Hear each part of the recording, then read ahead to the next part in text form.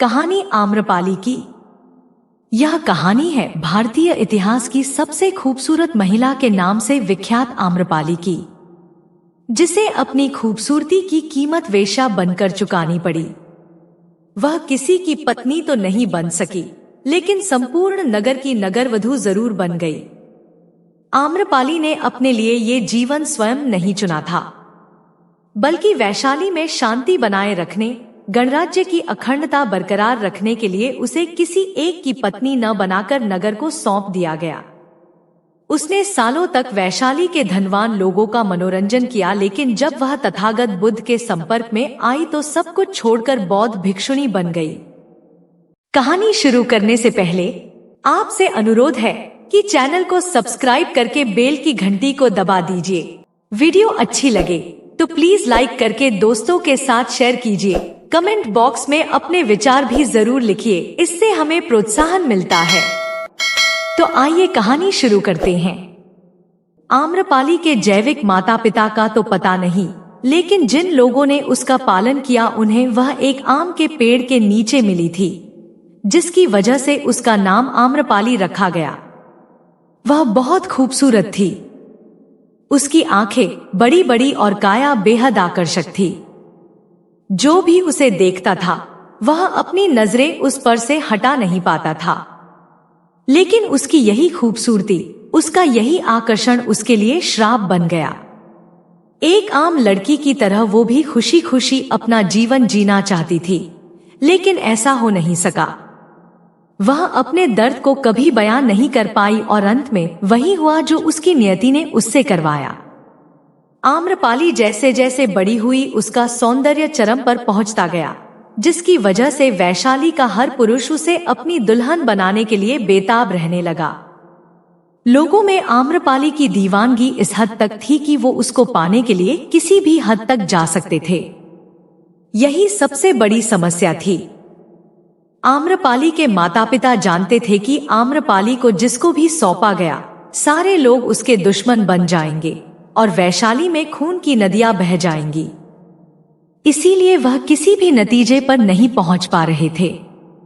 इसी समस्या का हल खोजने के लिए एक दिन वैशाली में सभा का आयोजन हुआ।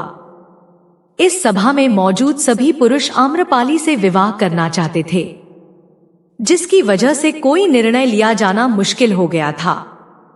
इस समस्या के समाधान हेतु अलग अलग विचार प्रस्तुत किए गए, लेकिन कोई इस समस्या को सुलझा नहीं पाया। अंत में जो निर्णय लिया गया उसने आम्रपाली की तकदीर को अंधेरी खाइयों में धकेल दिया।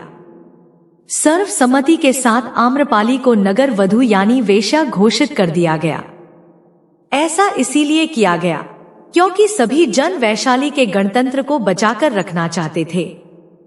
लेकिन अगर आम्रपाली को किसी एक को सौंप दिया जाता तो इससे एकता खंडित हो सकती थी। नगर वधू बनने के बाद हर कोई उसे पाने के लिए स्वतंत्र था। इस तरह गणतंत्र के एक निर्णय ने उसे भोग्या बनाकर छोड़ दिया। लेकिन आम्रपाली की कहानी यही समाप्त नहीं होती है। आम्रपाली नगरवधू बनकर सालों तक वैशाली के लोगों का मनोरंजन करती है, लेकिन जब एक दिन वो भगवान बुद्ध के संपर्क में आती है तो सब कुछ छोड़कर एक बौद्ध भिक्षुणी बन जाती है। आइए आम्रपाली के भिक्षुणी बनने की कहानी भी जान लेते हैं। आम्रपाली और बुद्ध अपने एक प्रवास में वैशाली आए। कहते हैं कि उनके साथ सैकड़ों शिष्य भी हमेशा साथ रहते थे। सभी शिष्य प्रतिदिन वैशाली की गलियों में भिक्षा मांगने जाते थे। वैशाली में ही आम्रपाली का महल भी था। वह वैशाली की सबसे सुंदर स्त्री और नगरवधू थी। वह वैशाली के राजा, राजकुमारों और सबसे धनी और शक्तिशाली व्यक्तियों का मनोरंजन करती थी। एक दिन उसके द्वार पर भी एक भिक्षुक भिक्षा मांगने के लिए आया। उस भिक्षुक को देखते ही वह उसके प्रेम में पड़ गई।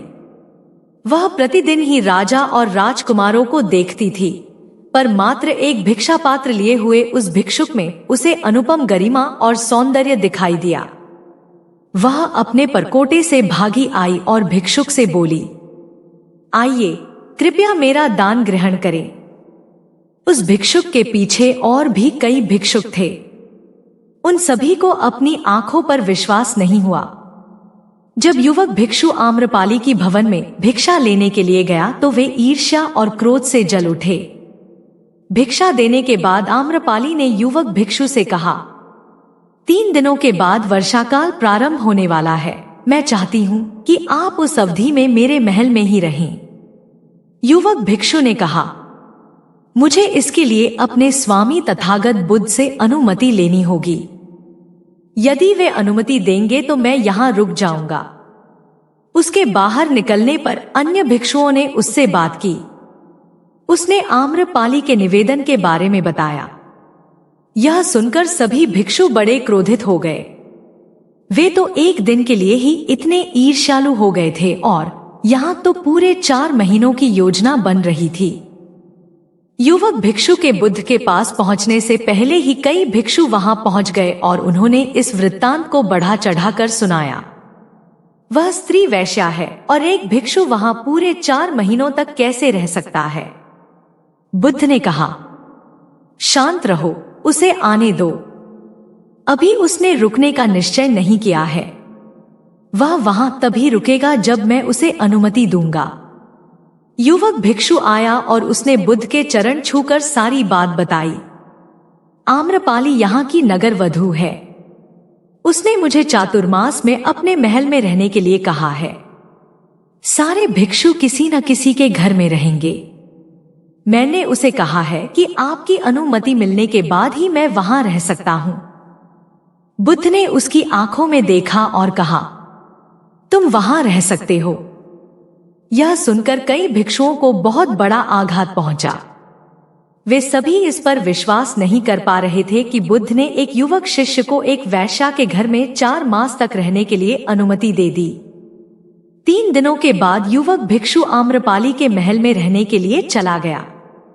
अन्य भिक्षु नगर में चल रही बातें बुद्ध को सुनाने लगे। सारे नगर में एक ही चर्चा हो रही है कि एक युवक भिक्षु आम्रपाली के महल में 4 महीनों तक रहेगा। बुद्ध ने कहा, तुम सब अपनी चर्या का पालन करो। मुझे अपने शिष्य पर विश्वास है। मैंने उसकी आंखों में देखा है कि उसके मन में अब कोई इच्छाएं नहीं है। यदि मैं उसे अनुमति न भी देता तो भी उसे बुरा नहीं लगता। मैंने उसे अनुमति दी और वह चला गया। मुझे उसके ध्यान और संयम पर विश्वास है। तुम सभी इतने व्यग्र और चिंतित क्यों हो रहे हो? यदि उसका धम अटल है तो आम्रपाली भी उससे प्रभावित हुए बिना नहीं रहेगी, और यदि उसका धम निर्बल है तो वह आम्रपाली के सामने समर्पण कर देगा। यह तो भिक्षु के लिए परीक्षण का समय है। बस 4 महीनों तक प्रतीक्षा कर लो। मुझे उस पर पूर्ण विश्वास है। वह मेरे विश्वास पर खरा उतरेगा।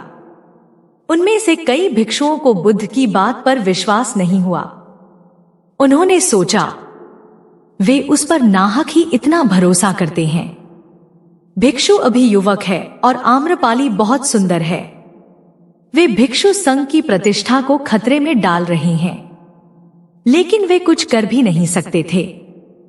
4 महीनों के बाद युवक भिक्षु विहार लौट आया और उसके पीछे पीछे आम्रपाली भी बुद्ध के पास आई। आम्रपाली ने बुद्ध से भिक्षुणी संघ में प्रवेश देने की आज्ञा मांगी। उसने बुद्ध को प्रणाम किया और कहा, मैंने आपके भिक्षु को अपनी ओर खींचने के हर संभव प्रयास किए, पर मैं हार गई। उसके आचरण ने मुझे यह मानने पर विवश कर दिया कि आपके चरणों में ही सत्य और मुक्ति का मार्ग है। मैं अपनी समस्त संपदा भिक्षु संघ के लिए दान में देती हूँ। आम्रपाली के महल और उपवनों को चातुर्मास में सभी भिक्षुओं के रहने के लिए उपयोग में लिया जाने लगा। आगे चलकर वह बुद्ध के संघ में सबसे प्रतिष्ठित भिक्षुणियों में से एक बनी। ऐसी ही जानकारियों के लिए बने रहिए हमारे चैनल पर। चैनल को सब्सक्राइब करके बेल की घंटी को दबा दीजिए। इससे हमारे वीडियो का नोटिफिकेशन आपको सबसे पहले मिलता है। वीडियो अच्छी लगे तो प्लीज लाइक करके दोस्तों के साथ शेयर कीजिए। कमेंट बॉक्स में अपने विचार भी जरूर लिखिए, इससे हमें प्रोत्साहन मिलता है। धन्यवाद।